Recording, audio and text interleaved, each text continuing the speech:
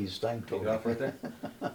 So we're here in the home of the Nelsons to talk about the 150th anniversary of the Michigan State bands, and I've asked some of our very important alumni to join us and to just give us their memories of their time at Michigan State. We have several different eras, all the way from the 40s forward, and so we're just going to ask questions and let people talk and reminisce, if you will. So we're going to start off with Henry Nelson. He's the oldest. He is the oldest. He is the oldest. Mr. Nelson, when did you come to Michigan State? 1940. 1940. And where did you grow up? Manistee. And why Michigan State? My high school band director made the appointment with Mr. Falcone. My band director was getting his master's at the U of M, and he was staying at Nicholas Falcone's residence. Nicholas had gone deaf, as you know, Right. and he was no longer the director. And so he got to know Leonard through brother Nick, and so he set up the appointment. I can tell you about it. I came down for my audition to audition for the band, and drove down from Manistee. My mother came with me, and at home, my dad had a nice collection of semi-classical music, and so we had an old-fashioned Victrola. It was old-fashioned, but it was electric. But I didn't know, but the turntable was going a little more rapid than normal, which put the pitch up. Of course, I couldn't tell the difference at age 17.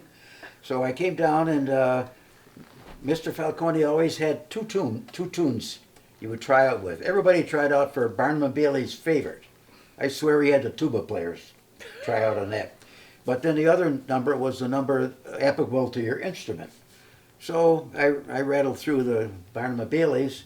So the thing I was playing the flute was I'll get it yet, the Tchaikovsky thing. Help me, somebody. Oh, Nutcracker. Yeah. So I played it, got through, and Mr. Falcone said, "That's not bad." He says, "But wasn't it a little fast?" And I said, "No, that's the way it goes." That's the last time I contradicted him till I was 60 years old. That was the start. Well, in the band at the time, the band was, they marched, I'll start with the marching band. They marched 99, 7x14 with one drum major, no flags, no batons. It was an ROTC band, so most of the things on the field were marches and ROTC. A man used to come in from the ROTC to help the marching band, who know nothing about music. I think it was probably a bad duty for somebody who was stuck with it out of the ROTC to come in and to do that. We would enter the field, always playing a march. I can tell you the name of the march that we played most of the time in 1940. I think it's still in your files. I'd like to haul it out sometime. What is it? It's America the First, I believe, by J.S. Taylor. Okay. J.S. Taylor was head of the music department for only 3 years. He wrote a lot of marches, anything he ever wrote, and they're good marches. The drum major march was one of them that people still play. Sure. And we played this march, but we'd go down the field. That was the entry. And just march down the field, do the counter march down the end zone, the old-fashioned square counter march that the Texas U.A&M band does. Sure. And the drum major would throw the baton over the crossbar of the goalpost. The word was, if he caught the thing, it boded well for the team. I love this. If he dropped it, I don't know what was going to happen then. But nevertheless, he never dropped it anyway. I've made myself a few notes here, so I'm going to look here from How old are you, Mr. Nelson? 96. You can now. have all the notes you want. So. Thank you. I need all the notes. Greg can't remember yesterday. I need them. So. I need them. The uniforms we had were ROTC uniforms. They were what we would call officer pinks. And everybody had brown shoes. We had to go to a certain store to buy their high shoes, brown shoes. The drum major had puttees. And in those days, there's a little it was quite GI, I would put it this way. A lot of discipline. If somebody didn't go along and we didn't like what he did, why he was appointed to clean the drum major's puttees, which, if they're real bad, they throw you in the Red Cedar River. The shows that we made were, in those days, don't laugh at me because I'm going back 77 years now, and I look back myself, I think they're terribly dated, but they were a lot of picture shows and a lot of just plain... Do you mean movies, Charlie? Do you mean movies? You say picture shows. You said Picture shows. Yeah, Make do a, you mean movies? picture on the field. Pictures on the field. Oh, okay, because that's what we Formation. call them today, is movies. Yeah, you're Well, right. that was silent pictures back then. So, yeah. And then with a theme, there's always like a theme. For example, around Halloween, we have a Halloween theme, and so forth. Didn't you actually march out the score at halftime? I beg your pardon? Didn't you do something about the score at halftime? I have some pictures of that I'd like to show you all You can tell that afterwards. story. That was quite an undertaking. We spelled out the score at the halftime of whoever we were playing. And it was, I was, at the time, that year, I was playing piccolo in a band. And so the reeds didn't do much marching. Or we did all the marching, excuse me, and the brass players would stand still. 'Cause So just like now. they made the Yeah. noise, you know. And so we made the score, I know, and it was like, the score was pretty low. And I beg to differ you that we do not make noise on the field under Leonard Falcone. you're right. Bad term, Dale, bad term. The discipline was extreme with Mr. Falcone. He was one of the last of the band directors, probably the last one I know was Harry Bejan, where I remember in concert band one time, two of my friends were smiling, and Leonard took them to great task because they weren't paying attention to what was going on during the rehearsal, even though he was probably rehearsing the clarinets at the time. Extreme. I remember one time we were playing a basketball game.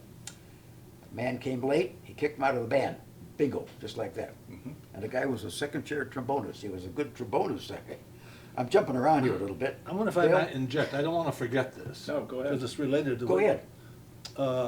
One of the parade days we had, ROTC parades we had to play for, we would stand in the middle of, what's the baseball field? What's that called? Cobes. Cobes Field? Cobes Field. Okay, Cobes Field.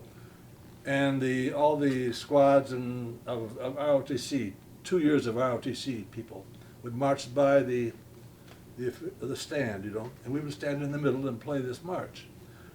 And Leonard would walk. One time, I'm playing my French horn, of course, and I have my music there. Next to me was a saxophone player with no music.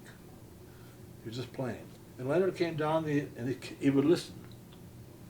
And he stood in front of this guy for quite a long time to listen to what he was playing.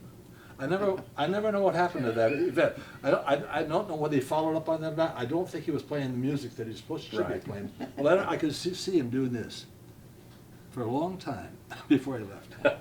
I wouldn't want to be that recipient. I wouldn't have either. I was going to come to the ROTC parades. The band, first of all, there was only one band, period.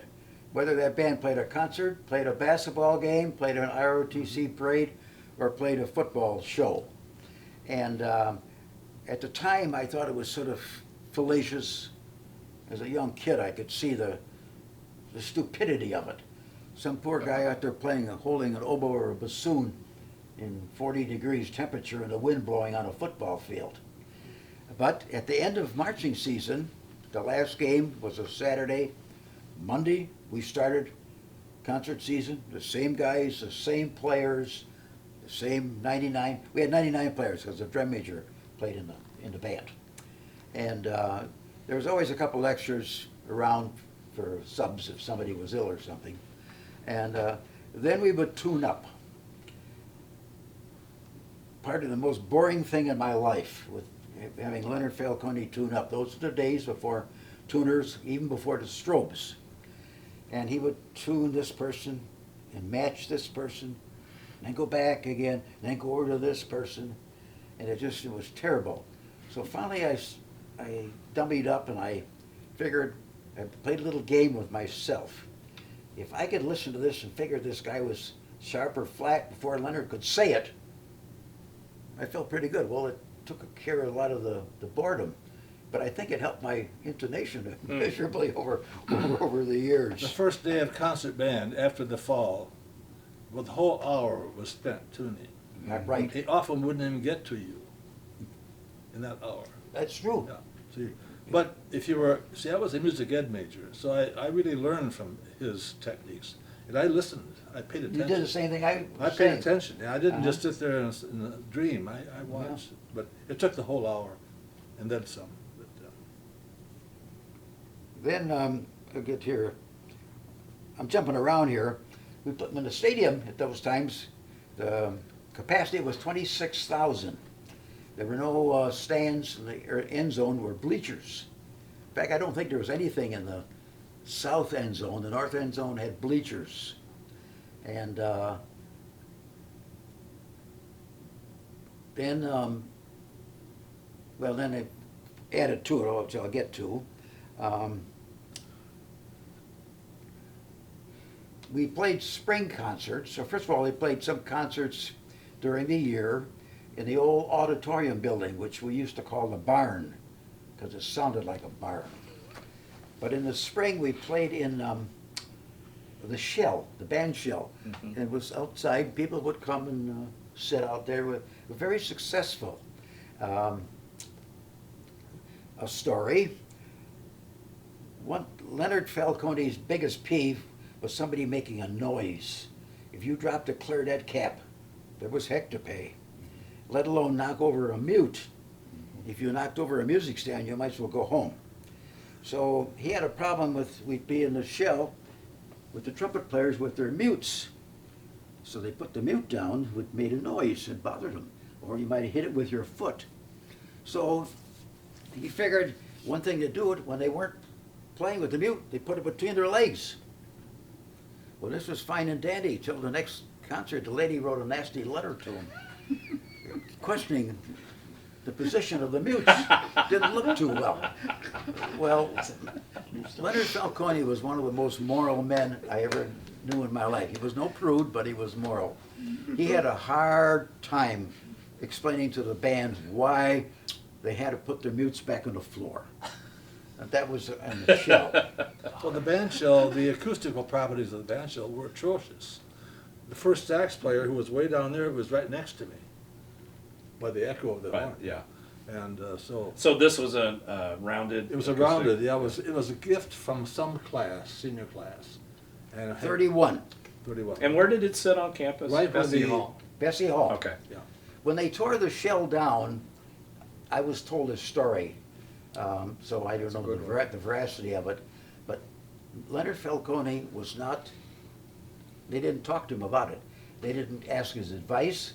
They didn't say, we're tearing the shell down. They just did it, which naturally upset him. It's a greatly. longer spring concert with the. Yeah, and they used the shell for all kinds. They had fraternity sings. And, Right.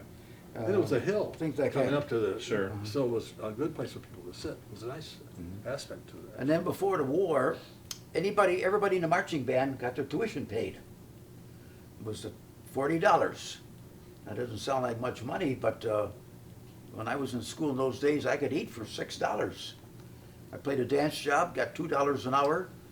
3-hour job was $6 I eat. We had 2 jobs. I was in Clover. $6 for how long?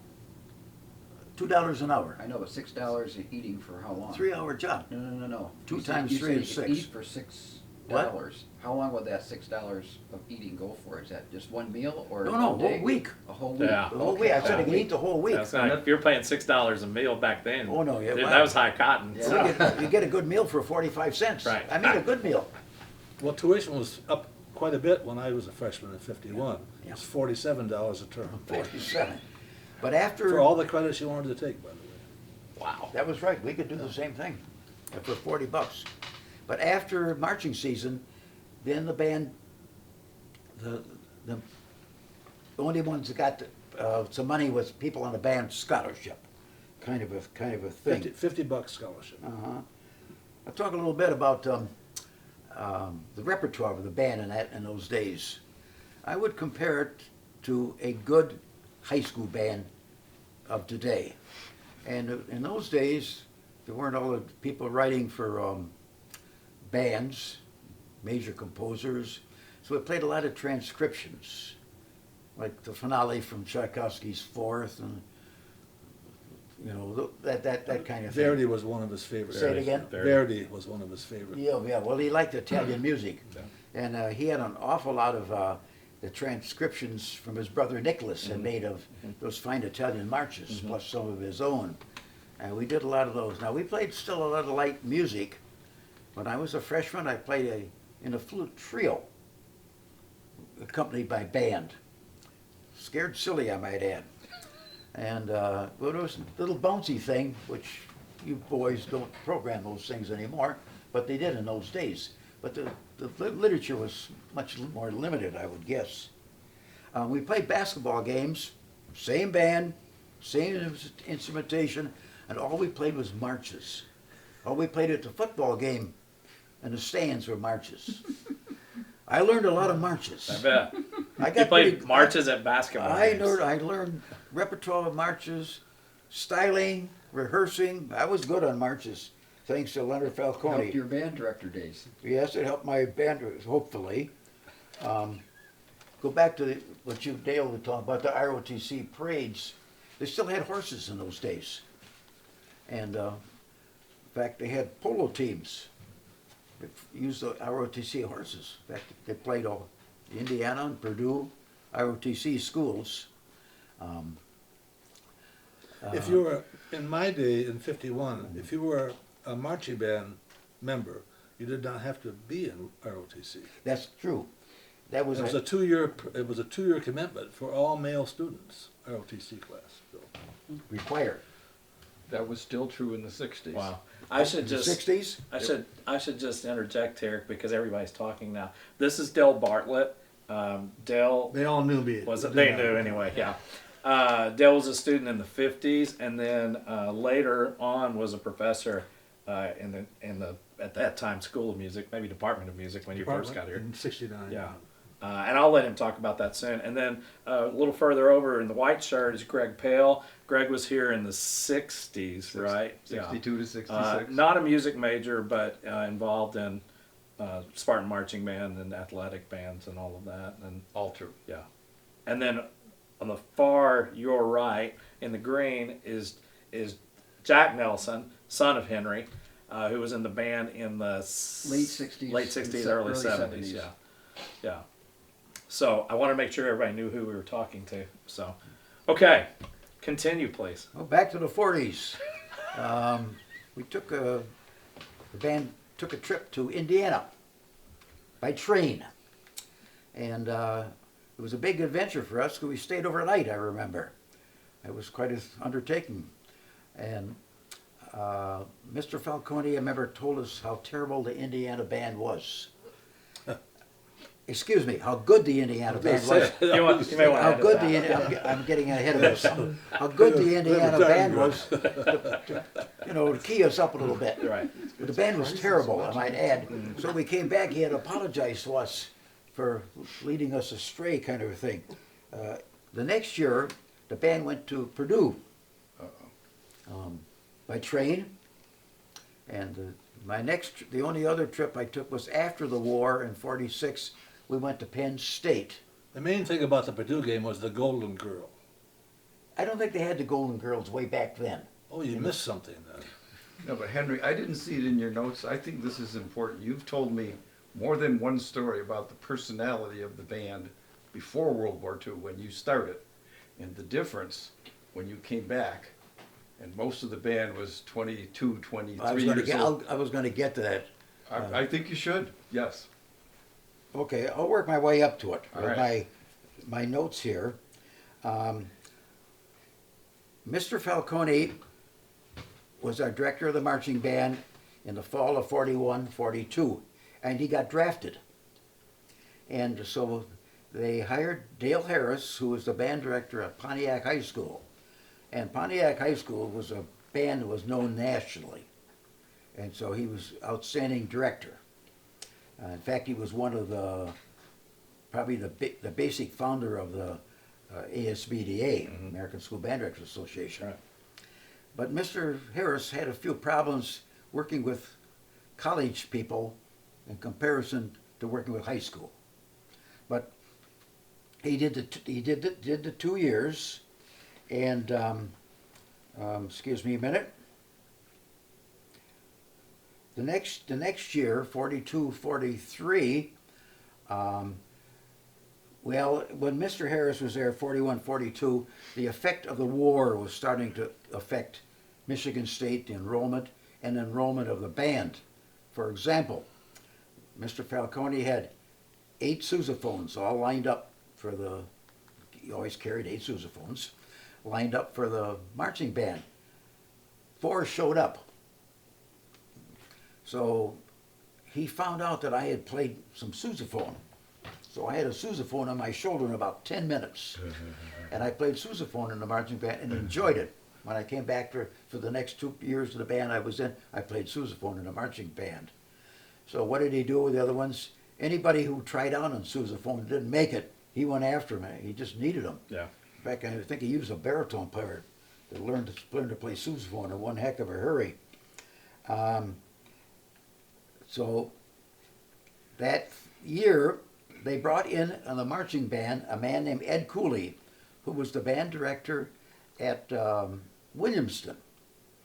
And when I was a freshman in a band, there were 3 older fellows in the band, which mystified me because I always thought college kids were 18, 17, 19. And what happened, they had passed a law that all teachers, band directors, had to have a degree. Prior to that, they didn't have one. So these men were getting their degrees, and one way to get some credits was to play in the band. And so Ed Cooley, that's where I met him when I was a freshman.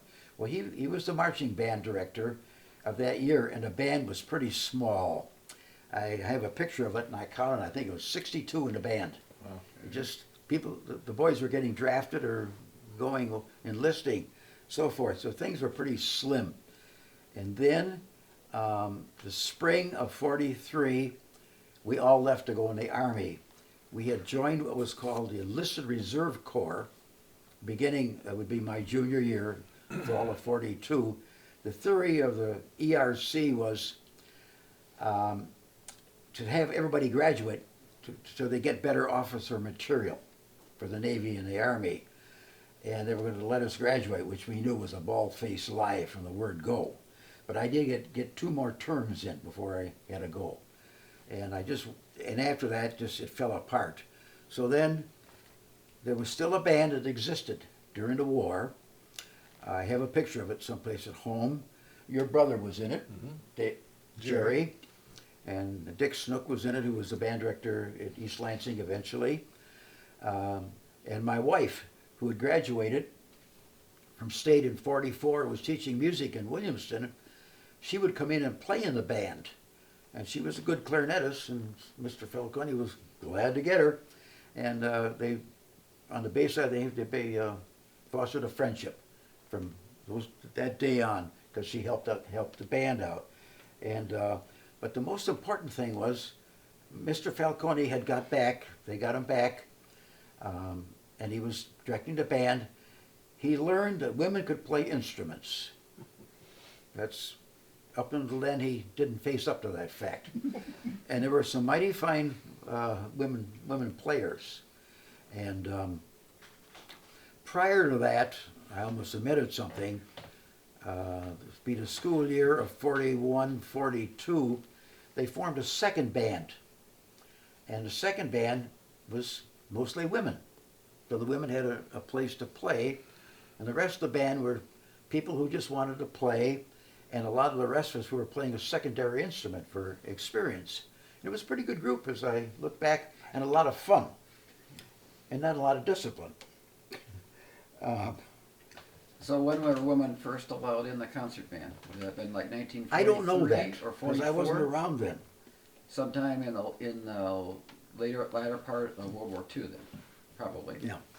Well, there that year when we didn't have many people, no, excuse me, prior to that, 42, 43, Roy Underwood directed the concert band. He was the department He chair, was the head of the music department at the time. a pianist. He was a fine pianist. You know, his reputation was a accompanist, like in New York, which is an art in itself. But he had played trombone in an army band in WW1 in Panama, of all places. And so he took the band over, and the band was getting smaller in that year because of the war, and it was pretty much lighter music we played, like almost pop music. But we did a unique thing that year. We made weekly broadcasts in the spring out of the band room. I can still see the booms up there with the mics and so forth. And one unique thing was the MSBOA in their festivals would have one number. But prior to that, they would pick 3 numbers. I don't know who picked them. And then the membership would vote within their classification, A, B, C, D, which number they wanted to play. So we would play those 3 numbers in each one of the concerts. Well, the preparation for the C and D probably wasn't great, but the B and A was pretty good music. And the rehearsals were 5 to 6, so band directors around the state, it was over WKR, could pick it up, could hear the music. There was no recordings of the music for these people in those days. Just look at the score, so this was an opportunity for them. It was probably a service, kind of a thing. And that year, I played string bass in the concert band, tuba, or sousaphone on the outside, and I also played in a saxophone quartet. See, this is why when I introduced you, I didn't say what instrument you play because I didn't know. Because I've seen you play all kind of stuff. So. Well, I played second alto sax. He never learned any instrument I very never well. played any well. I'll admit it. I could play pretty good saxophone, technically, from playing, oboe and. I also studied private oboe for a year. We know the saxophones are easy to play, don't we, Jack? Yes, they are. Easy to play, hard to play well. We say to people without no talent, you put them either on saxophone or cymbals. Symbol. Not at the same time. Although it might sound like that. I was also band manager that year, and a friend of mine was orchestra manager, and so we discovered between our 2 keys, we could get in any room in the music building if we wanted to, which we. So the only one we would sneak in off hours was the library, but it was there. I won't tell that story. Going back to the marching band trips, you went to Michigan regularly, didn't you? I mean, you always went to Michigan. Yes. Yeah. So what was that like? Not a pleasant experience. The first year we went down there, Tom Harmon, ring a bell with any of you people? Yes. I think the score was like 60 to 7 or Oh something. boy. Forrest Evashevsky and Harmon. And I can still remember marching down the State Street with the band and people coming out and hollering at us, "Well, down for your annual beating." The worst thing about it was true, Yeah. kind of a thing. So we would go to the U of M and bust a 1 road trip. I have to tell you a story about the Penn State road trip, however. We went by train, and I think it was a 1-day shot. Got left an ungodly hour in the morning. It was a very, very hot day. And we had these heavy overcoats, which was a joke to band members in those days, weighed a ton. So Mr. Falcone made us. Big wool coats. Yes. Long. Yeah. Made us wear our overcoats up to the stadium. We marched up in the heat. Of course, we took the coats off. And we were the only people there from Michigan State. Now, this was right after the war. It was hard still to get cars, and so at the time, Penn State was the power of the East, even back then. And State upset them. Well, State was playing with them, and at halftime, the score was pretty touch and go, as I remember. And we got together. One guy organized it, and he said, when the state band comes out of the huddle, we'll just scream our heads off. And they did. We did it for every play. Anyway, state upset Penn State. And Charlie Bachman was the football coach. He wrote Mr. Falcone a letter thanking him for the band's support. And Leonard was quite a football fan. And it just made his season. I really believe that. And Jack, dare I tell the story? Yes. Okay, I'll tell the other story then too. We were veterans. Good. We were veterans. That's what I want. You know, That makes it okay to we tell. were real old, 22, 23, 24, and playing in this, it was still an ROCT band, but we got out of the game and we got down to on the train, and the train was held up for some reason. We're hot and sweaty. We're right across the tracks was a veterans club. So there was a friend guy played French horn. Never trust those French I horns. know it. He was from Escanaba, remember? That's even worse. He a veteran, so he and I had whipped up a pretty good thirst. So we said maybe we could go over to that veterans club and get a beer. We had our band uniforms on, and so a couple, maybe 5, 6 of us went over.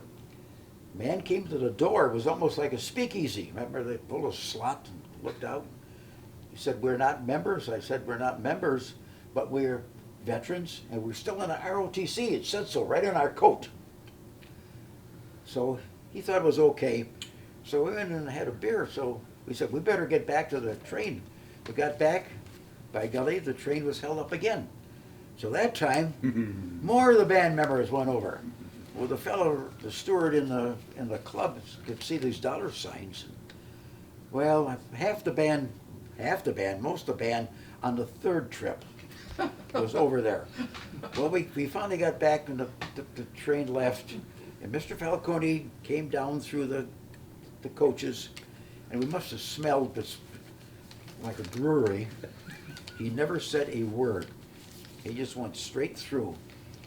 And later years, I told Mrs. Falcone the story, and I said, he had to know. He had to know. She said, certainly he had to know. I just think he was so happy that all his boys were back from the army, and we were behaving ourselves, so forth. It makes a good story. That's great. That's The great. Penn State thing. That's great. On one of my train trips, I forget where we played, one of the drummers, I think it was, of course it was a drummer, got out of the train when we stopped in the train station, and nobody was to get off the train, but I could see this drummer running back to the train with half his clothes on. And Leonard was not very happy about that. So you see. That wasn't It's either- merit. That's not merit less. It's That's, either- no, that's pre-merit no, less. it's either stuff. beer or no clothes It on. might have one or the been. other. Good. Well, yeah. Merit's your era, right? It is. Yeah.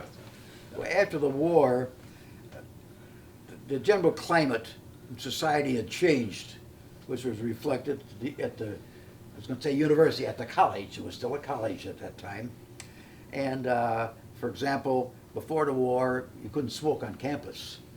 After the war, you couldn't tell some guy who just got back from the Philippines, 25 years old, he couldn't smoke. So some of that lack of discipline came down into the band a little bit. And I think because Mr. Falcone had been in the service himself, he relaxed a little bit. I know he was very pleased. The day we showed up for band, I think there was about probably 30, 35 of us. I can still see the expression in his face. But he was naive in one respect. He expected us all come back and play like the day we left. Well, some of those guys hadn't played in 3 years. But the talent level of the band went up considerably because of all the returning servicemen. Oh, yes, no question about it.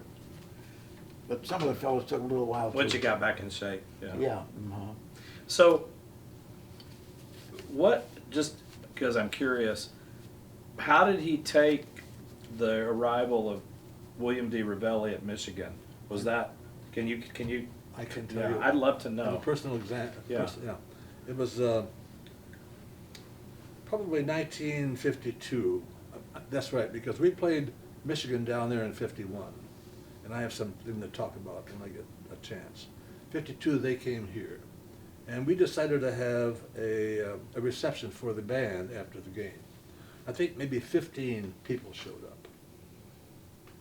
And Ravelli was in Leonard's office, and Leonard never cared for him very much. Right. And that was a bad experience that we all felt. Right. And that was because of Bill Ravelli. Mm. Pretty sure. Mm. He would speak of Ravelli. He was always a gentleman. Right. Never bad-mouthed him. I remember when I mentioned that when the band was suffering from the war and the bass players didn't show up. He said, I had these people all set to come out here at this. He said, but then our friend down the road got to them. It was always our friend down the road, kind of a thing. Yeah, I'm not sure that, according to some, that there wasn't band prior to William D. Ravelli, and I'm sure that got to Mr. Falcone because of his brother, and so. That was all true, but if you fast forward to the 60s, even given the family and how personal it was for Leonard, and we can't talk about our experience without talking about Leonard. That comes in every, and if you know, one other side note, Henry's only 96 years old, and he does not say Leonard. He says Mr. Falcone. Yeah. Well, as do we all. No, I call him Leonard, but it took me to my 60s with Bill. I could call him Leonard. Yeah. But he and I, we judged a lot of festivals Sure, together. right. We traveled together. We stayed together in motels. You know, it couldn't. The Mister sort of went. But that. Ravelli. Oh, Ravelli. He didn't. They had lots of issues, personal and professional. But in the 60s, we had a weekly newsletter, and we could write whatever we wanted in that. In the Michigan Week, we made a caricature of William D.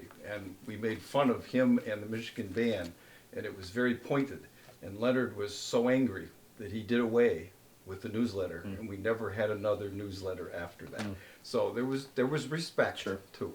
Yeah. Well, he was professional, Yes. and gentlemanly. Right. Leonard, he was the epitome of a gentleman. No question about it. So, your time. I arrived in 51, and I have most of my comments about that first year. We practiced in Landon Field, of course, and there was no Hart Recital Hall on the west end of the music building, so that was all a sidewalk and open area there from the Union to the Women's Gymnasium.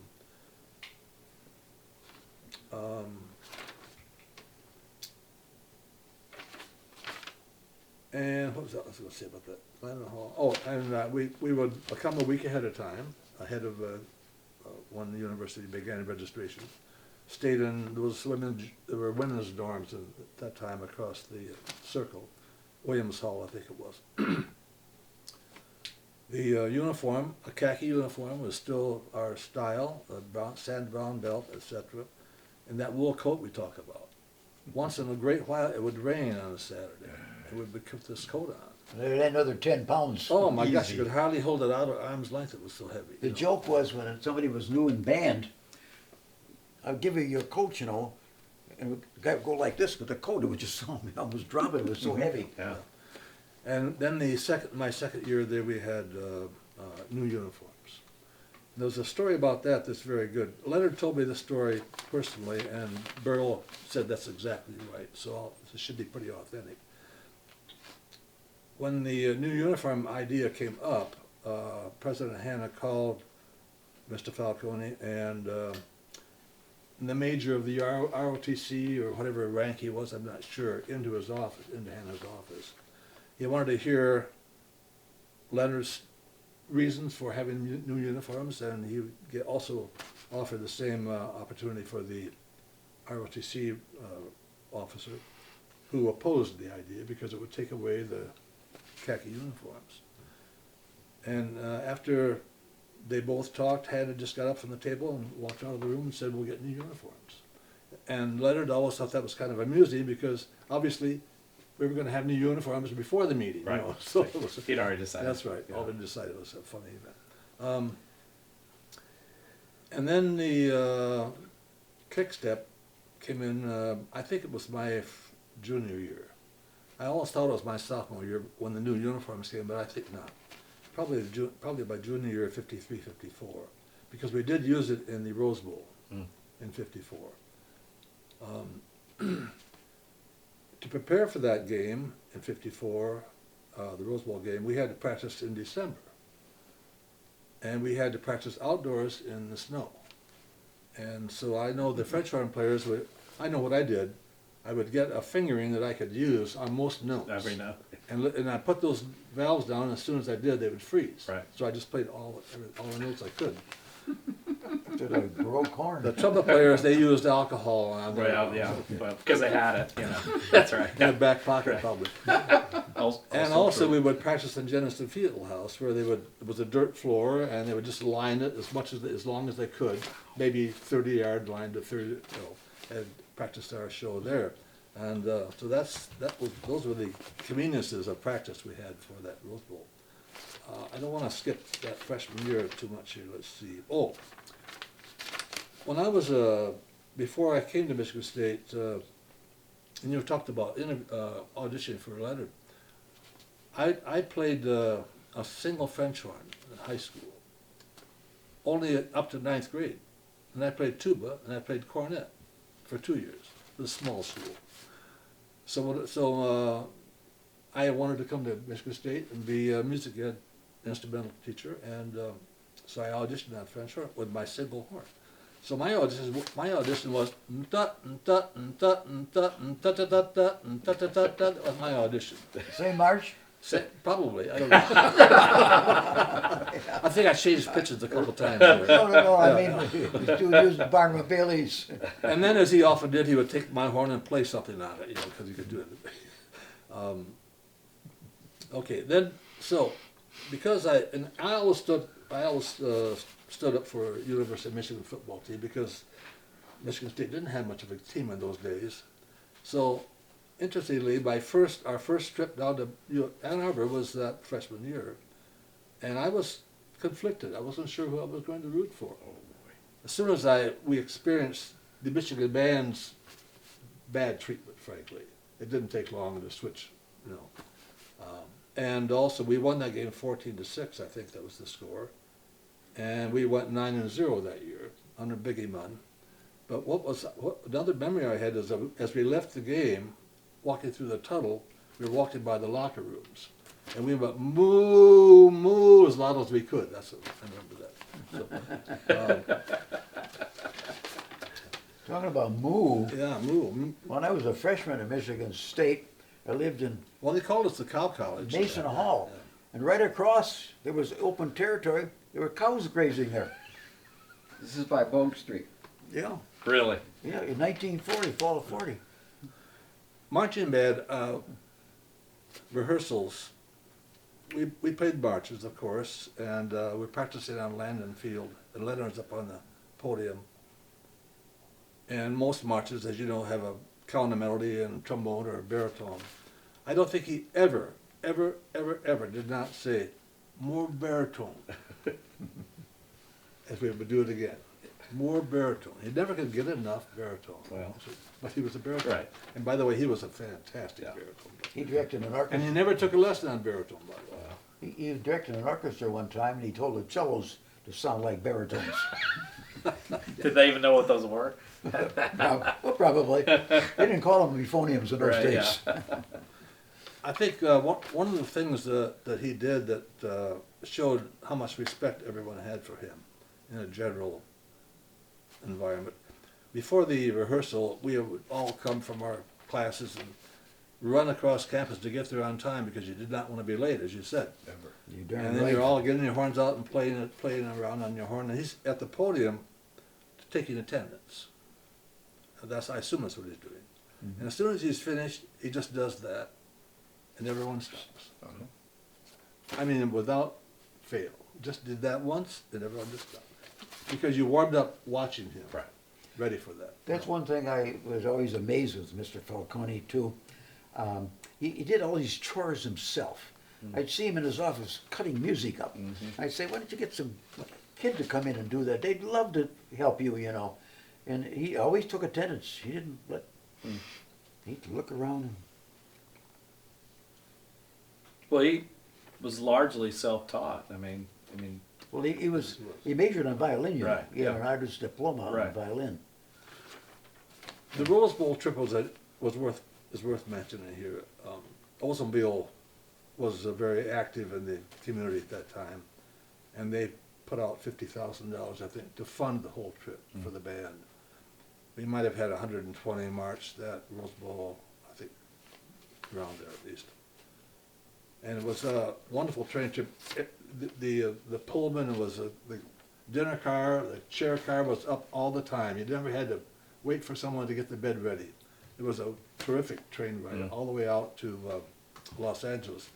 We went down to Kansas City, I think, and Houston. We would stop at certain cities and get out of the train and march down the street playing the Rose Bowl, playing the Oldsmobile song. And end up at the Oldsmobile garage and get cookies and punch and then walk and march back to the train. That was what we did all that trip. And then, of course, the parade was like about 7 miles long. And even back then. But it was a spectacle for us. It was, coming from Lake Odessa, Michigan, 1,500 people. That was the first time I'd been out of Michigan. And so it also train ride, wow, you can imagine. I look at my French horn players now who are 8th grade going to Europe or something, the Blue Lake, and I'm thinking, we had a kid on that band on that train. His name was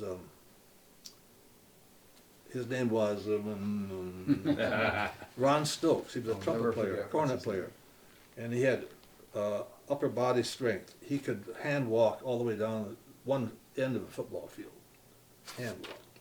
On the train, he bet that he could do 1,500 sit-ups one time. So I can still see 6, 7 guys who bet him. He earned $75 on that trip because he did 1,500 sit-ups. They took turns counting.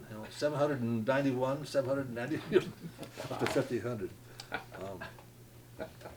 We ended up playing for the Rose Bowl, of course, in Los Angeles, and then the bus with police escort sailed through Los Angeles to the train. We had to get to San Francisco the next day because they had the old East-West Shrine game in those days, right after the Rose Bowl. We played the East-West Shrine game and watched all the Shriners walking down in the halftime, half drunk, we were out there with them, sort of walking around and trying to miss them as they walked by. But and then Denver and back home was a terrific trip. And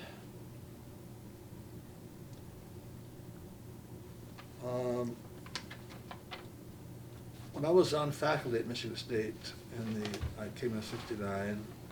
Leonard was still teaching tuba and baritone and trumpet. I don't know about, no, not trombone.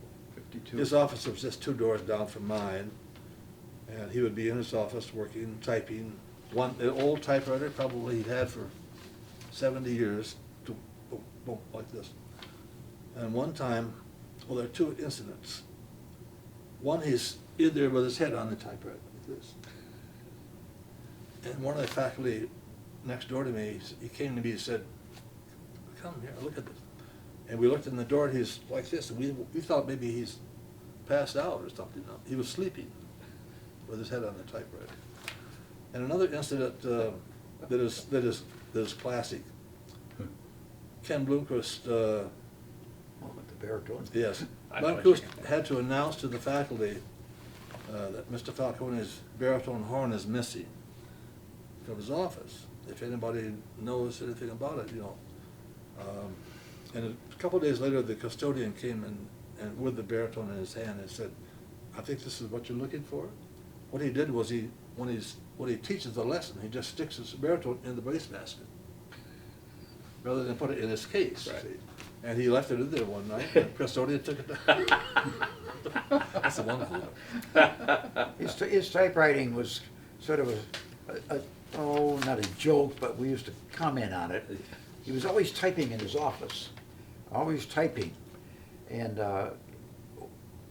this has nothing to do with the band, but I interject a story here. I helped Mrs. Falcone clear out Leonard's office when they cleared it out of the music building. And so I'm in the file cabinet, and there's a caption that said, "Correspondence of friends and relatives in Italy." And I said, "Burl, you better take this. It's none of my business." She said, "Oh boy, I want to." I said, "I often wonder who he wrote to over in Italy. I never knew." So she opens it up and looks at it, and everything's in Italian. Ah. I took care of that. Yeah. All this typing. He was known for his Italian dinners, by the way, spaghetti dinners. Really? Not when I was a student, but when I came back as a faculty member. Apparently, it was quite common over those years to have, Leonard would have you over for spaghetti Wow. dinner.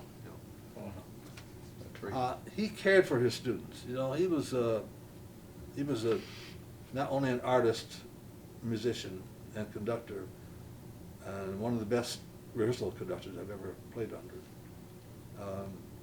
But personal experience, I was a senior. I had just gotten married, and I was driving to St. John's to teach on Saturdays.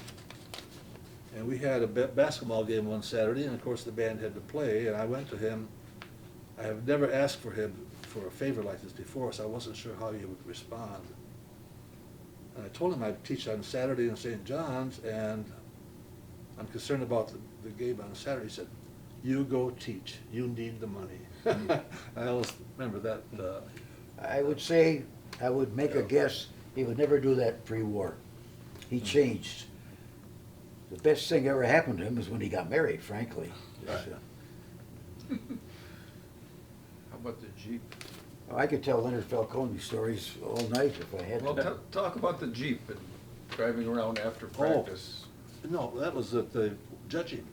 Say it again. You and Leonard judged at Lakewood High School, and you had, remember, he had to show him how to drive the car back, because he got ill. We went to, we stayed in a motel up near Ionia, and in the morning, I drove.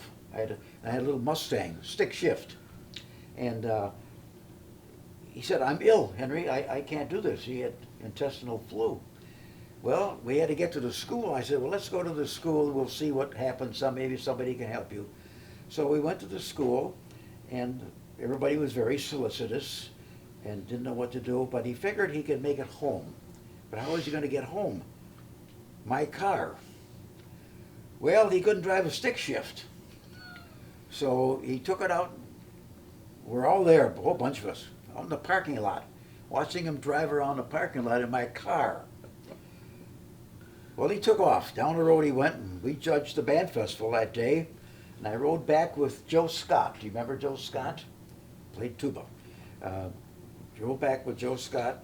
There sat my car in front of Leonard's residence in Charles Street. The keys in the ignition. I didn't go in the house. I just got in my car and drove home.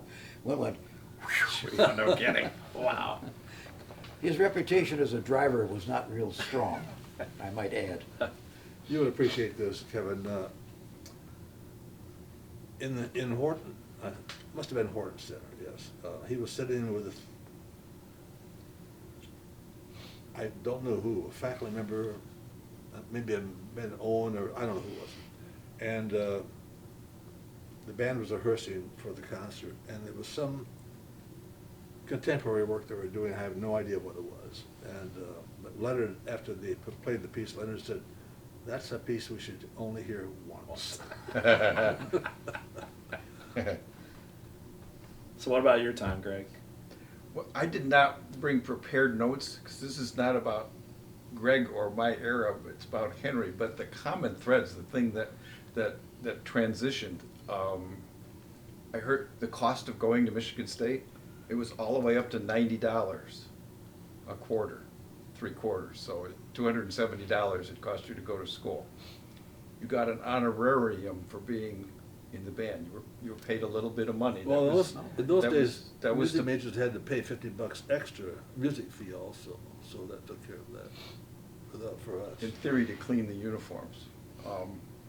It was the twilight of Leonard's career. We should come back to who invented the kick step, because that was your era, and many people would now say that they were the ones that contributed or invented the kick step, which I think happened in 52. Well, I always thought it was, but it might have been 53. Apparently, it didn't show up in the stadium until 53, the fall of 53. And uniforms. You were in the period where it went from the Army ROTC uniform to the cross belt. Yes. That lasted until I started. I started in cross belts in 1962. 1963, we went to the stripe on the pants and the overlay block S. More of a band uniform, even though Ohio State still is in the same, I think, the same cross belt. Yeah, they are. Well, it was exciting to get new band uniforms. Very, Yeah. very. Travel, yes, my senior year we went to the Rose Bowl. We were the first Big Ten band to fly. All previous had gone by train, and it was, several days, 3 days, 4 days to get there and back. We flew 4-engine prop planes, 8 hours in the air to get from Lansing Capital City Airport to Los Angeles. But that was very important for all of us that were paying our own way through school, that came from small towns that maybe had never even been on an airplane.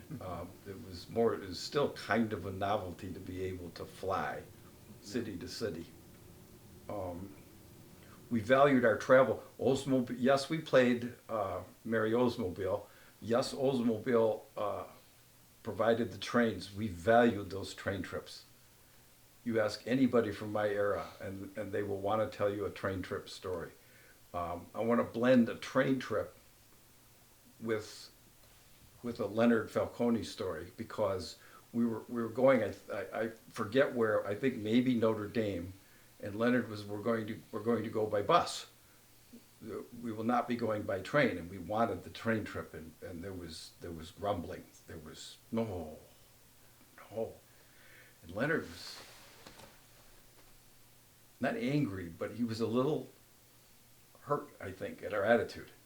And he says, I want to tell you about growing up as a boy in Italy. And I played in the village band. Every village in Italy had a band. And we were going to play the football, soccer. But our village was going to play the next village. And for the first time ever, the band was going to travel and play an away game in the next village. And we traveled. We got up at 3:30 in the morning and we walked the 14 miles to be able to play. And how excited, the more he talked, the more quiet we got. The more humbled we were about. But that being said, the train trips were wonderful. Being able to fly, the uniform change, the change in the... I started, we were 144. When I graduated, we were 180. I can't imagine a college band of 60. Well, the concept, you had to live through WW2. It was such a different ball game. Society, our country was at risk. It wasn't like fighting in Afghanistan now, like they do now. Real war, yes. Yeah, it was at risk, and there was no travel. They didn't manufacture cars. You couldn't get gasoline. Food was rationed. It was just a different situation. And so I think they were lucky to have a band of 62, frankly. Yeah. I'm not from Michigan originally. I'm from New York, but I knew of Dr. Falcone's reputation. I wasn't as interested in going to college as I was playing in Leonard Falcone's band. And you ask anybody who played under Leonard Falcone, they will tell you every detail of their audition. It was only 50-some years ago for me, but if you wanted to take 15 minutes, I could give you every detail, because I remember. Now as then, Leonard would learn, yes, he cared about all of his people, and he knew you as a person and as a musician. He used to say, Gregory, and he never understood. If you came in early, which I often did, I was known for anticipating, my word for it. And he would stop the band and he would point at me and he goes, Gregory Pell, you play with such enthusiasm, but why do you play on arrest? There's no music You on still arrest. do. I do. I still do, yes. I can still say, how do you know what note to play on? That's right. The one thing, Also, see what Dale's doing? Everybody who played Everybody for do Leonard that, yes. does an imitation. My imitation is very weak. Yours is not bad. So, who is our recent past band director? Jerry. He could do Falcone so well. He was an alumni band president. He just passed away a few years ago. Jerry Spry? Yeah, Jerry Spry. Yeah, he could do great. Yes, he Falcone. could. Great Falcone. one thing Greg said that I've always noticed with Mr. Falcone, it wasn't Greg, it was Gregory. It wasn't Tom, it was Thomas. Uh-huh. He never shortened anybody's name, full name. I had a student that played in his band. His name was Austin, but it was spelled Ostin. And he always called him Austin. This person said, I never contradicted him. I was Austin for 4 years. There was a tuba player when I was there. His name was Barely or something like that. Barry, Chuck Berry. Chuck Berry. And so he said, Barry, I know the story. he wanted to play softer. Barely play your tone. And she went, boom. That's not the way I heard the Is that- story. I'll okay, tell you you the way I tell heard yours. it. It was one of those things where he was tuning up the band. Hours and hours on tuning up the band. And Chuck Berry he was an excellent tuba player, I might add. He was sitting back there and he was more or less falling asleep. So he told this one trumpet player, he always used to say, sound your tone. Okay. It wasn't a note, sound your tone. And the guy just careless and tone was not good. And he said, barely sound your tone. Chuck Berry woke up and boom, what was tone? He thought he said Barry sounded. I like so, it. so Falcone, I like it your way better, by the way. Leonard said, Charles, why did you sound your tone? He said, well, Mr. Falcone, you said, Barry, sound your tone. That's the story. That's better. Because I knew it. That's much better. Boy. You know, I arrived at Michigan State just after the Falcone era. I was gonna say, I and it was thought a big transition because we were under the Bejan regime, and Harry Bejan had a couple of guys that served as the marching band director, like Joe Parker, and it was kind of a transition era. And the thing I remember most about it, compared to today, is how similar it is. The hours we rehearsed, I think, are the same as they are now. This is the late 60s, early 70s, 4:30 to 6. And we were on land at Adams Field. Now it's changed, but it was there for all of the traditions. The march to the stadium with the series and the pregame show, all that it's so, you get almost goosebumps going back to alumni band days now, and even watching the band at their shows today, because it's just so similar to what we did 50 years ago. It's just so remarkable, and so many of us are so glad that tradition has continued to stay that way. It's really, really superb. You talked about Harry Bejan and being kind of a taskmaster, and I still remember in symphony band, it was, at least for me, it was kind of a nervous, tense Monday, Wednesday, Friday from 3 to 4:30 in room 1, whatever the music practice room was. You sat on the edge of your seat and you were very nervous, at least I was, through the whole rehearsal. And heaven forbid if you did something that didn't meet his approval, because he wouldn't mind telling you how you weren't playing it correctly and what you needed to do to play it better. And then if it still didn't happen, one of his favorite things to do, at least in the saxophone section, was to go down the line, and he'd criticize everybody for the way we were playing, including his own daughter who sat next to me in the saxophone section. He showed no mercy for that either. But it's just so neat how things are so much the same now as they were in the late 60s, early 70s.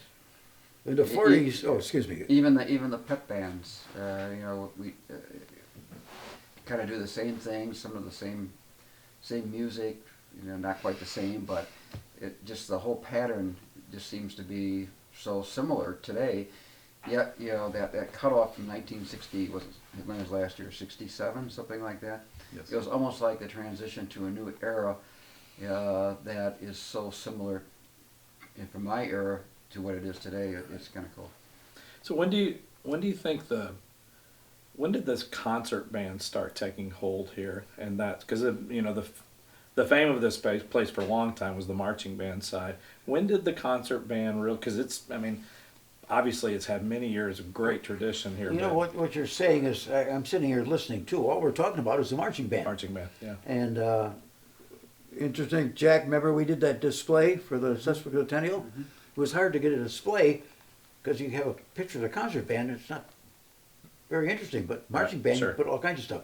So I'm sitting here listening. I was going to ask Dale about experiences with the concert band. Well, you know, when our band, way back when, the only band, the marching band or the concert band was very important. Right. Just, Well, I there try was- to allude to tell the type of music we played, you know. Right. Uh-huh. Well, there were 3 terms in the season, so after fall term, during the end of fall term, football was over, concert band began, and some of the players who did not participate later still were in that band until the term ended. In winter term, the band with fewer men because some of those guys were not going to continue in the concert band, right? As soon as the fall band football season was over, all the gals came in though to join. But the concert band was obvious to Leonard. I mean, it was the most important. Right, Yeah, right. No question about it. And the skill level of the band when I was in the band in those 4 years doesn't match the skill level of the bands today. It was very good. There's no question it was very good. But I'm thinking of the horn players, for example. I mean, the depth of the quality of the horn players is nowhere what it is today. But it still was a very fine organization. Goldman, he would have been living, I think he's the one that came to do a little master Sure he did. hour with us, and he was very complimentary Right. apparently to the band. Maybe because he always was when he was doing those kinds of opportunities. But Leonard did say he was very complimentary personally to the And it would have been large band, so 100 Yes. pizzas or something It'd have like been, that. yeah, it'd have been 70, 80 at Right. least for sure. Yeah. The band room was pretty full. Right, Yeah. right. With the concert band in the 40s, I was going to comment on this. The music school was quite small, and the instrumental department was not large at all. Like they had, Mr. Falcone was the brass teacher, period. Right. Keith Stein was the woodwind teacher, period. So they had a pretty large vocal and piano and organ departments. Yeah, we didn't have a trumpet teacher until Byron in Until Byron, yeah. 1951. And, or maybe 52. And then also Mara Sherburne was the trombone teacher. But he didn't come till later, so. So the band back then there were a lot of engineers in the band. Sure. And there seemed to be a strong correlation between engineering and music. Oh, no question about And it. there were an awful lot of vet students because the veterinary department was large. And as music majors, we were pretty much in the majority. I remember my freshman year, we had 8 flutes. And I think, as I look back, I think 3 of us were music majors. The first chair player, who was Harper Welton, was an engineer, for example. Just The clarinet, the studio, clarinet studio since Keith Stein and Elsa Ludwig was always great. Right. And the first row of clarinets in the band, even in my time, they played really well. Mm. You know, so well, that was thanks to Keith Stein. yes, He attracted clarinets. Keith. Yeah, he was a Chicago Symphony player. Right. And Yeah. he took a bus. He came to Lansing. He told the story to come to Michigan State, and he took a bus from Lansing to East Lansing, and there was just country between them. Wow. But all of you played in the concert band, though, because Yeah. you played in band, right? I mean, is that the... No, Greg You just- did not play in concert band. Basketball band, we did not play at hockey games and marching season. Right. And Jack, you did because I played in the symphony band, and my freshman year, they needed some more saxophones in the concert band, so I had never played Barry sax before, so I played Barry sax in the concert band, and I played L sax in the symphony band. I see. And one of the things that was different, as we think about it now, my private lessons were not in the, from Jack Cripple, saxophone instructor, were not in the music building, but were in the old Quonset huts that are now where the Breslin Center is. Right. And you walk into one of those things and just talking, the echo. You get your horn out and play, and I swear you could have heard that tone down at the state capitol. It was probably the worst Those place Quonset, you could have ever had. those had a Quonset music huts are lesson. all over university campuses across the country, because you can look at pictures from California, Texas, New York. They're all there. But what an awful place to Yeah. have a music lesson. Yeah. It was just not very good. WKR TV was in the Quonset huts. You know, TV program station. They even had a class in the bell tower. Really? I don't know what up, but they even used that space then. We had the practice building was an old Women's dorm. women's dormitory. Was that still around in the 50s? Yes. And that's, like you said, that's where the current music practice building That's right. is, Yes. but a different building. Uh-huh. Well, Torn the- down, yeah. They took that before it was a women's dormitory. It was even an ROTC building of some kind. But of course, women began to come to college. 2-year programs, teaching and so forth. So that became women's dorm, and they used that. They took some of the larger rooms in the big house, and put walls down so that we could have many different studios. But by the time I arrived at 51, those walls were abused by people hitting them. I recall one clarinet major that was so angry with the way things were going, his reed, I think, he jammed his reed in the mouthpiece right into the wall and broke it. Of course, he had to buy a whole new mouthpiece. Well, the building was ancient. And I stuck The my head, 40s. there was one hole in there. I was telling Kevin, I stuck my head through the hole one time to talk to the person who was practicing next to me. So, David, all of the students now don't appreciate how nice they have it when they go on an away trip. They get the Dean Trailways coaches and how superb those are and so comfy, and they got TVs and they can sleep. I was in the band in an era where the football team wasn't very good. So I don't have any patches for the bowl games because we never went to a bowl game. Mm. We were just glad to be able to go to Ann Arbor or Ohio State. But I still remember the long day going to Ohio State, and we got up like at 2 o'clock or 3 o'clock in the morning, and we took CATA buses, and they had Wow. plastic seats. So you're sitting on a plastic seat for that trip down to Columbus. And then you go and the band wasn't treated very well by the fans. And then the football team got beat very badly, and then we had to make that long trip back in those plastic seats. Quite frankly, it wasn't the most pleasant experience. And I tell the students of today, appreciate everything you have because it is so different. Right. And you don't realize how nice it is.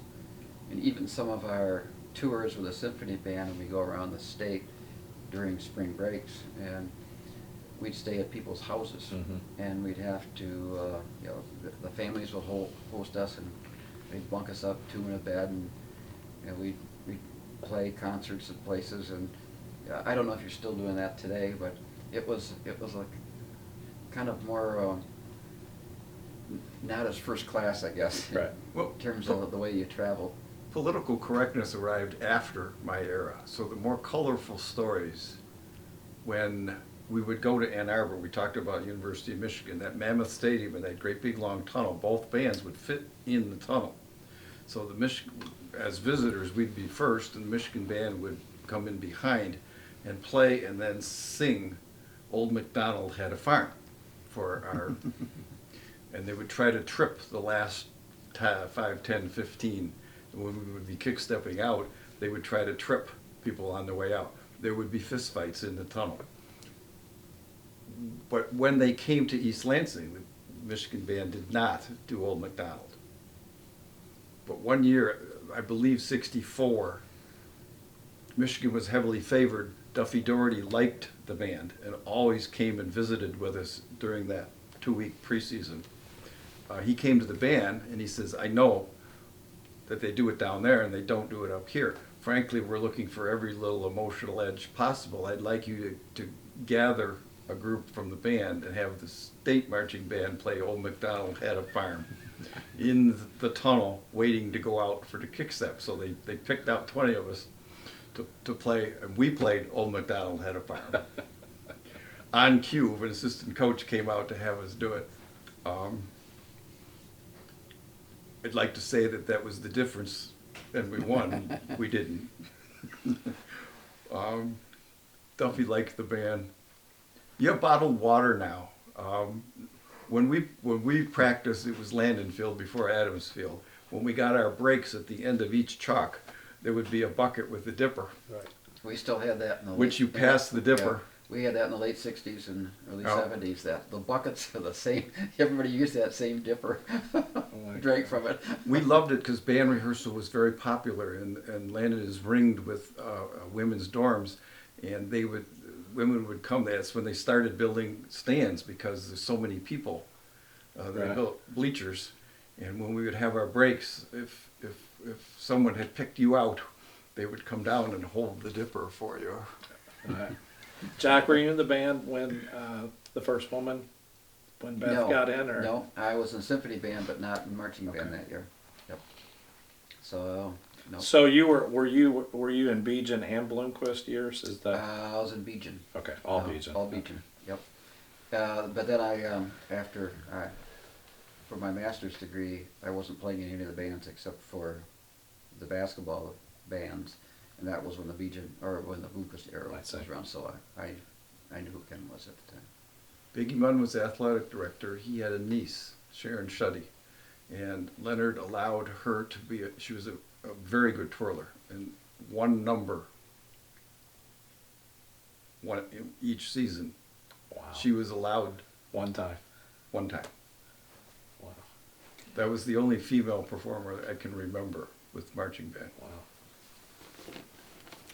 Henry, were you in school when Mr. Falcone went back and forth between Michigan and Michigan No. State? Was that prior to? That was in the 30s. Okay, that was so way 30s. back.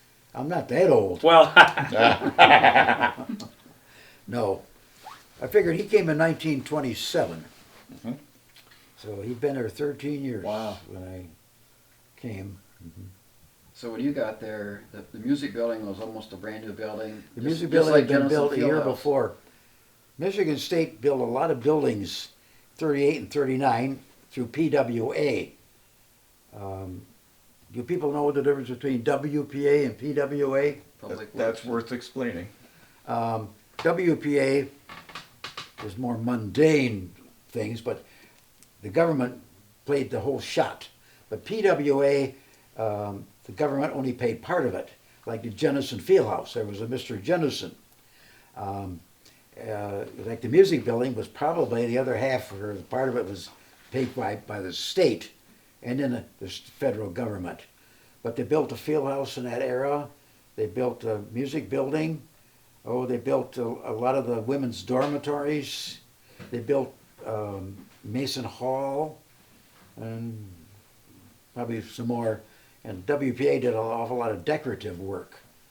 In fact, there's more decorative work from the WPA on the Michigan State campus than any place in the state of Michigan. wow. I know that because I helped my daughter get her PhD in it. Wow. It has nothing to do with the band.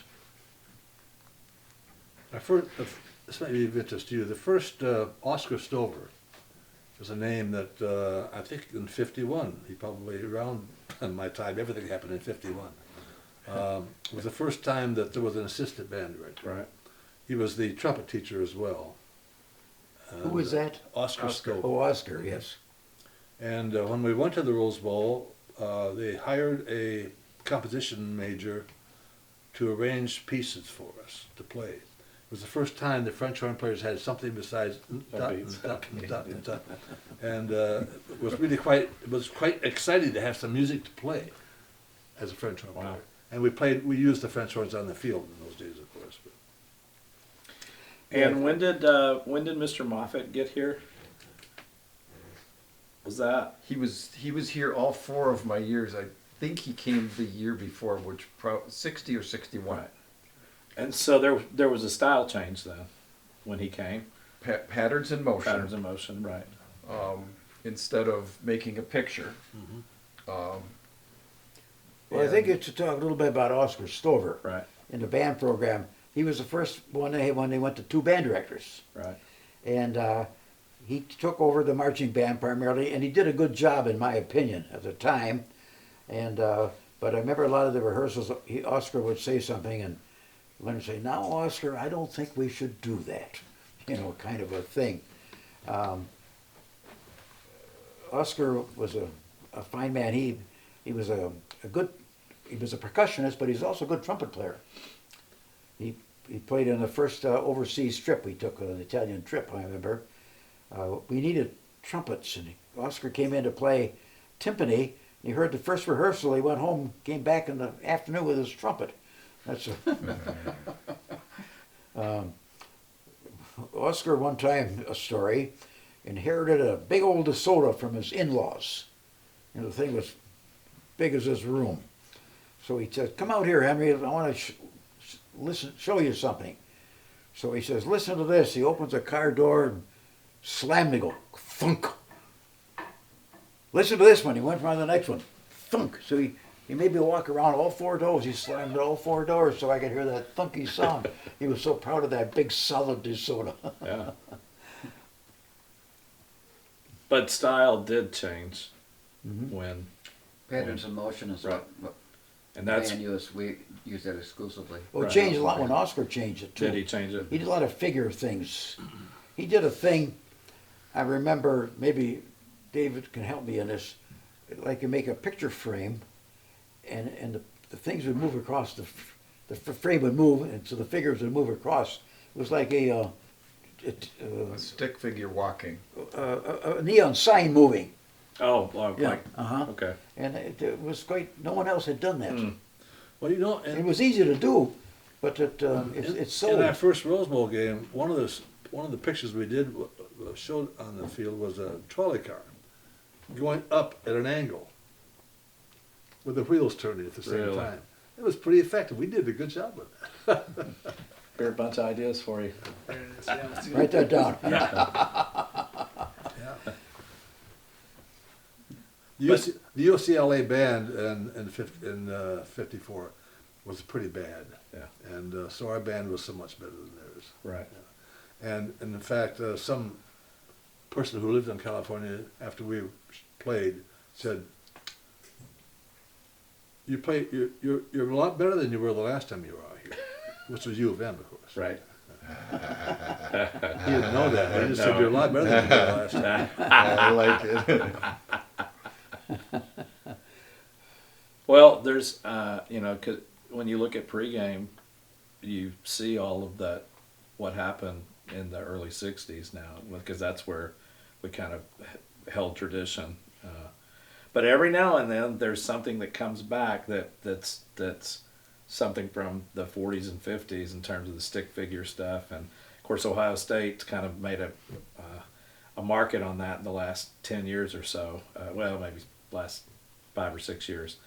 But every Big Ten band was doing stick figure kind of stuff back in the 40s and 50s, because that was the style of what people saw. But Well, remember the Purdue band coming up with all the Golden Girls and pigeons flying and balloons and Lord knows what all, when Wright was there, of course. yeah,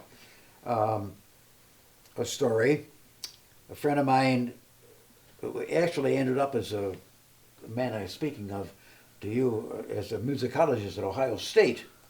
And he was in Leonard's office at the time, and the phone rang. Now, this is way back, and Leonard answers the phone. He says, "Hello, Biggie." It was Biggie Munn, the coach. Silence, and then he listens. He says, "Yes, Biggie." I know that Purdue has these Golden Girls. Yes, Biggie. Well, Biggie was trying to get him to get Golden Girls, and Leonard was so conservative he wasn't going to have any part of it. And my friend was just sitting there laughing his head off without being out loud, you know, kind of a thing. We never did get any Golden Girls. Or flags. Yeah. Flags distract from the music. Yeah. He didn't want to have flags, Right. like Big Ten flags. Yeah. Well, the same thing with the alumni band. Way back when, this Dick Snook, you know Dick Snook. Dick Snook and I tried to organize an alumni band, and Leonard had no part of it. He didn't want any part of it. But without him, it just died. Yeah. So Burl told me later years, she said, I think he just thought it was too much copying our friends down the road, kind of a thing. That's what he felt. And then when Ken got going on it, and I got involved in it, one thing or another, Leonard just embraced it, because everybody came back and talked to him, and he was just heaven in heaven, you know, kind of a thing. But The first year of the alumni band, they didn't have enough players in the alumni band to field a decent band. So a lot of us that were not in marching band that year, but were some of the other bands, were asked to be ringers, even though we were still students, to fill in. So even though I had not graduated yet, I have. You're still an alum of the marching band. I was an alum of the band, so I've been in every alumni band Wow. since inception. It's kind of fun. You and Dad. I wonder if he changed as much from his concert, how much, his approach to concert band from, say, 1945 to 1970. I wonder if he changed much in there. I have no idea. I don't know, I went to most of the concerts. I don't remember that. It would be interesting to know. I'd You'd like have to to look up have to go programs. programs, because I mean that's kind of the like a golden era for band composition, and particularly the 50s and when major composers were beginning to write for band. I wonder if he grabbed hold of that. I'm sure he was doing some of the standard repertoire that was, you know, I'll have to go back and look. That's an interesting question.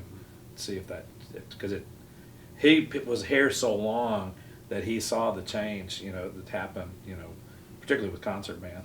So Well, the marching band, I remember, I think it was my sophomore year, he sort of all of a sudden asked for help. And so the students, we helped write shows. I made 2 arrangements for the band, I remember. In fact, I wrote a show one time for the band. really, Yeah, I'll tell you about it. Was it any good? No. I'll give everybody a laugh. I got the idea from looking at a Disney cartoon. It was a contest between classical music and jazz music. And the jazz part of the band, I made an arrangement of 1 O'Clock Jump. And I will say it was the first time Leonard Falcone ever played any jazz in any group. So we made the other end of the field was a violin playing classical music. They'd move up the field. We got to the middle of the field, we meshed into a block S. Big deal. It was real fancy because we had valves went up down in the trumpets, and the bow went across in the violins. And there you go. And you wrote the show. but that was 70 years ago. You wrote the show as a student. Yeah, I didn't do the charting, but I wrote the music Okay. and the concept. To the people in the stadium, the fans, the picture idea was. Well, that was it. It was interesting. all They- pictures. They liked that. Motifs, a motif. Yeah, they like to see things that they recognize. Yes. You mentioned Bill Moffett and the style change. That was the twilight of Leonard's career. He was in his 60s, and all of that motion and these 4-man squads going everywhere, and playing so fast, and it broke up the quality of Leonard. Kind of tolerated. I'm not sure he approved Right. of playing that way. And modern music. Bill Moffett had the relationship with Herb Alford and Tijuana, and that was fad music. And Leonard didn't quite approve of that either, but it was popular. Right. So he went with it. Mm. You ever hear the story when Moffat got stung by the copyright law? No, do tell.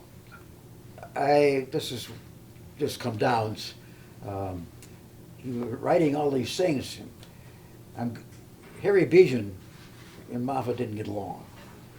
And Harry would tell me sometimes that, yeah, oh, he's writing music instead of doing his work here, yak, yak, yak. That's when Harry Beeson was a high school conductor. No, he was here. Cass Tech. At here. Oh, here Well, then. they were Oh, both here. okay, all right. And then I judged some dates with Not for long. Moffat. He kept his briefcase. He was always arranging. So he arranged his music and all these zillion things. And they play. Jack, you used to play some when he tried them out. Yeah, I the know sound- that. The sound Sound power. Yeah. And so all of a sudden, Michigan State got big time in football, and TV came in. Well, there was a national audience, and some of the stuff he didn't get the copyright cleared, and he paid a good sum on it. I bet. So anything after that was all public domain. Okay. A lot of people don't know that story. Yeah, well, a lot of people just assumed back then that Mhm. you could stay hidden as long as there wasn't TV on you. Yeah. But Mhm. so you guys represent 75 years, so half of our. Is that right? 40s, I have to 50s, count. 60s. Yeah, close. It's half of the time of the band program. There's 75 years prior, Gee whiz. but you're Boy, are you old. sorry. But we're one of the oldest in the country, and I was interested in that. I didn't know that. We keep talking about the 150. I believe so. All of us, all of the big college band programs are close to the same age. We all had our beginnings, very close. But I'm pretty sure that we're out there in front of most places. So when you were, Well, it would have been post-Civil War then, wouldn't it? Yeah. That's why. Yeah. so this will be your 79th year affiliated with the Spartan Band. You started in 1940 and we're Yeah. 2019. Yeah. So a little over half of that era. It's pretty incredible. Yeah, so we're trying to get 1,000 people on the field for our big fall celebration with Alumni Band, and then we have a big concert planned at the end of the year that we will include all three of the concert bands now and have former conductors come back to conduct the group and commissions for each group. So trying to celebrate it in the best way we know how and try to honor really such significant past that's part of this program, and that people like you that have been so loyal to all of their eras, because you've seen a lot of people, a lot of director of bands, a lot of change, but that's what's so important about a group like this, is that people believe in the product, the thing. Something keeps drawing folks back. So we continue, and we'll try to draw it all together this year and make it special for everyone. And the neat thing is, it doesn't matter what year you graduated. We're all part of the same organization. Right. We're all And the product we're has to to be- brothers and sisters from Right. the It has to be marching good band to be and proud of and it, too. That's right. And the bands. That I don't know hardly anybody from I was a business major and got my MBA at Michigan State, and I hardly know anybody from the business school. Yet I'm friends with people from all eras right. of the bands, Yeah. and have so many friends now that are affiliated with the band program. It's just kind of a neat family. Love it. Well, we're blessed to have the quality people, Kevin, you and David, fronting the band program, because it certainly is high class. You really do a great job. Well,